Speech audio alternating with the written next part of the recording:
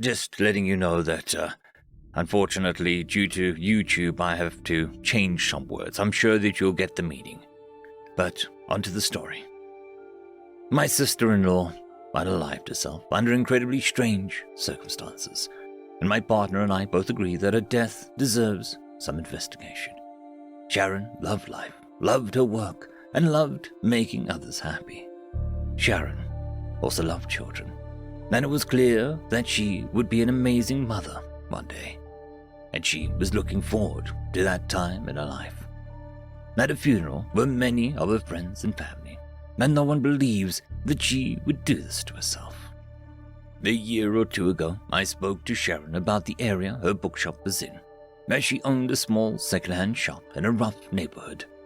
I'm certain that she could have perhaps found a better job, or at least moved her bookshop to a better part of town. But she was stubborn, and one day, over coffee, she told me the following. It wasn't unusual for kids to hide away in a second-hand bookshop, and she wouldn't find them until the next day when she opened up. It saddened her heart to know that these kids weren't even missed by their parents during the night. The small spark of hope, however, was that these children were reading. She had watched over the years as some of the kids had to read harder and harder books, developing their minds, and at a good pace too. The schools in the area had no funding for libraries, and the libraries in the area would often not lend books out to kids of a certain age because of theft of books.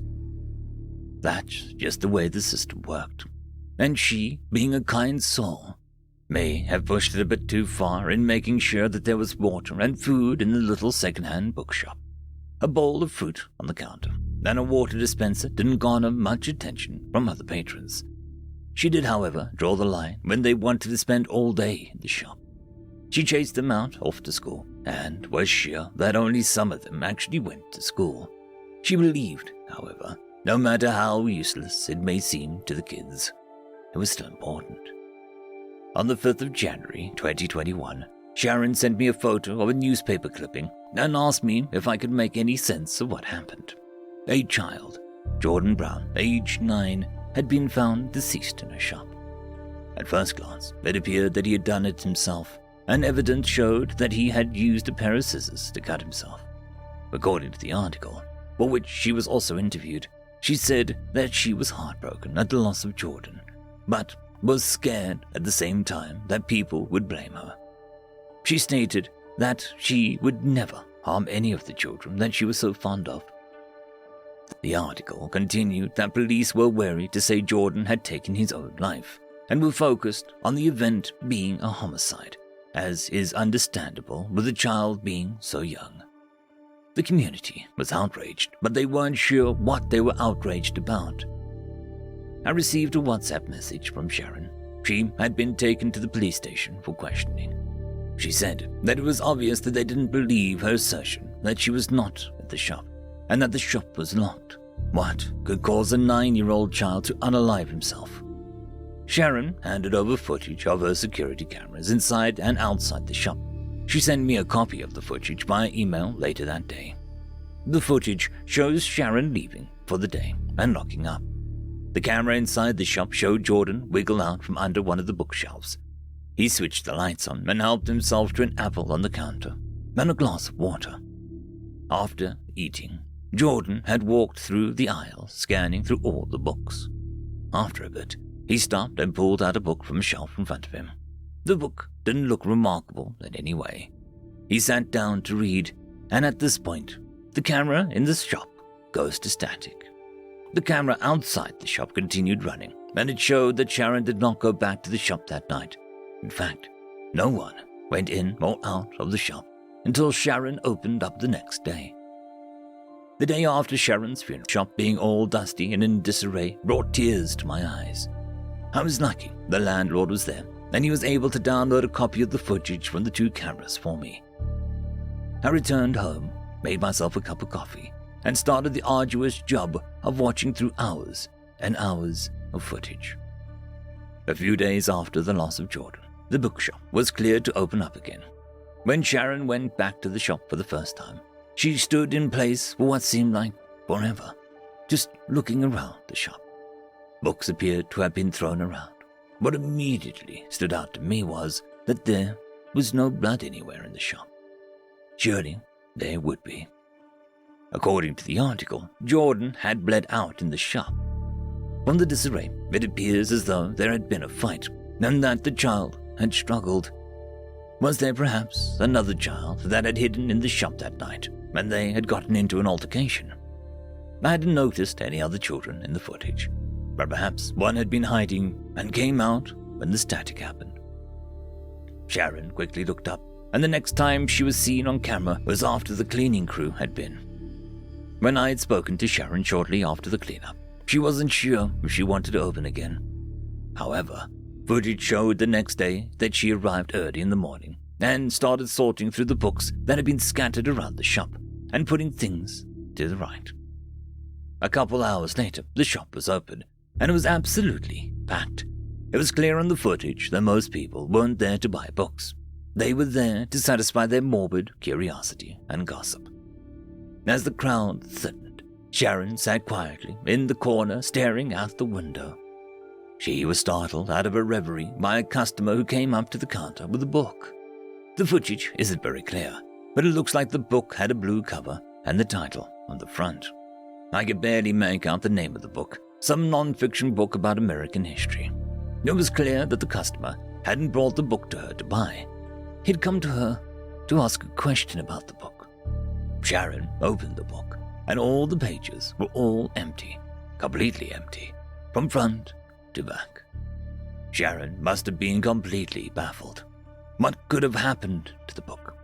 Was it perhaps a misprint? She put it under the counter, said something to the customer, and he nodded and left. Sharon returned to the corner, staring out of the window. There was nothing of interest in the days that passed, and I got bored watching the daily comings and goings of a small second-hand bookshop. It wasn't any surprise that no kids had been hiding in the bookshop after the closing time anymore. My partner and I made it a trip up to the city and started sorting through Sharon's things. Her business records showed that there was a large dip in sales since the incident, and there were some notes that Sharon was considering closing the shop and moving. She wouldn't be making plans if she was considering killing herself. I returned to watching the footage when we got back home. My curiosity had returned. On the 7th of April, 2021, Sharon opened up the shop and was tackled by a child in a blue puff jacket who came running up to her and hugged her. They talked for a couple minutes before he ran off to, hopefully, go to school for the day. It was clear that Sharon now had a new energy, and she really jumped into cleaning and sorting the bookshop that morning. Knowing Sharon the way that I do, I knew that she had decided to stay. The kids would return, and she needed to be there for them. Later that day, likely after the school had closed for the day, the same boy walked into the little second-hand bookshop and greeted Sharon with a hug. He then wandered down one of the aisles to look for something to read. Almost an hour later, another child, perhaps a little older, walked into the shop and walked straight up to her.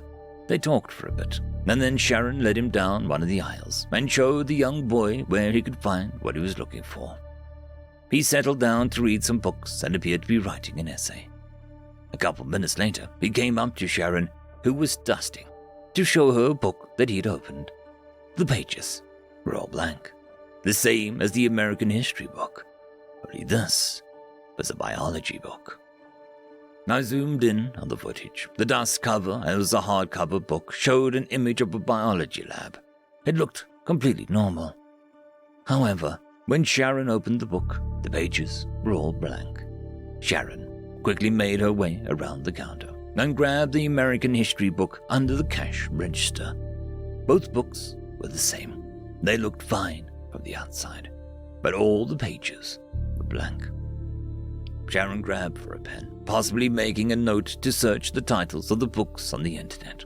The pen she grabbed was empty, and she threw it aside. She grabbed another pen, and it was also empty. I could see that Sharon was quickly losing a sense of humor and grabbed a pencil. She wrote down the titles and was moving back to the computer when she was suddenly distracted by something off camera. Sharon came back into view, helping an elderly man towards a seat. And I could see the elderly man coughing and hacking. He had a book in one hand and a very distinctive red and black cover, and a large gold lettering in front, a Chronicle of Davis.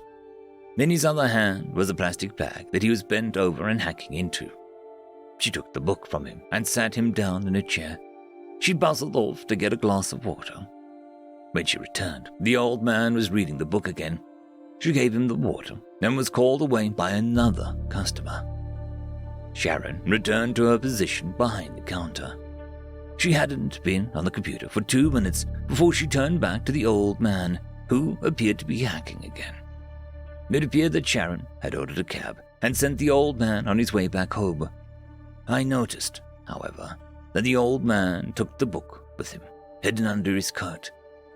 Sharon returned to the computer, and after a furious typing and working on the computer, Sharon shook her head in what was obvious confusion. She was quite particular about the books she put up for sale. She checked each one as they came in to determine whether they were sellable or not.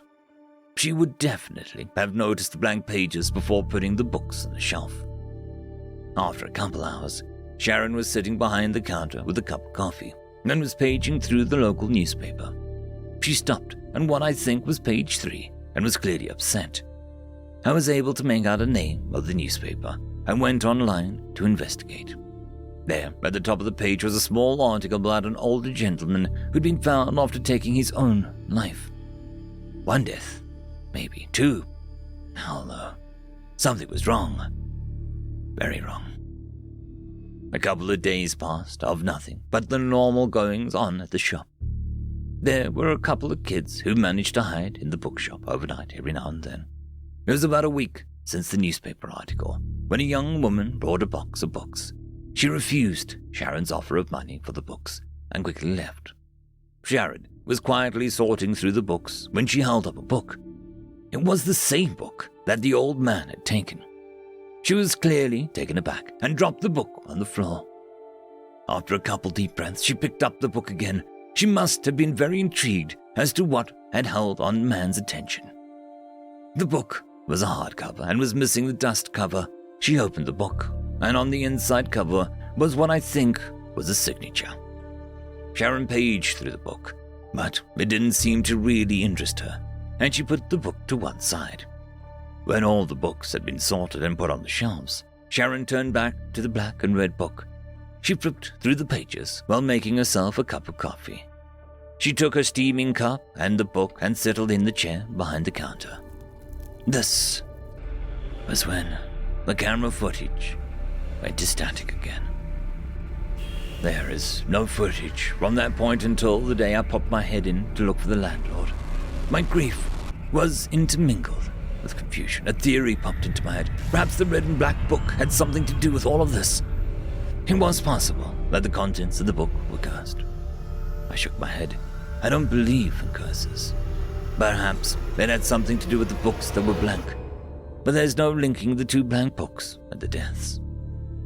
I'm appealing to my audience. If you have any information that can clear up this unanswered questions, please pop me a comment below. And for those who are thinking it, I'll just voice this out loud properly. This incident has stuck with me since and has interested me in alternative answers to mysteries. Maybe some that are too far out there. But I know that the police can't answer everything, and not everything falls within what we know is normal. So I started reading and absorbing information online, and eventually decided to make this website, this YouTube channel, to document my journey through the mysterious in the hopes of gaining enough information, contacts, and expertise to figure out what happened to my sister-in-law. Thank you for sticking around. Thank you for listening. This is Crimes, Secret, and Paranormal, signing out.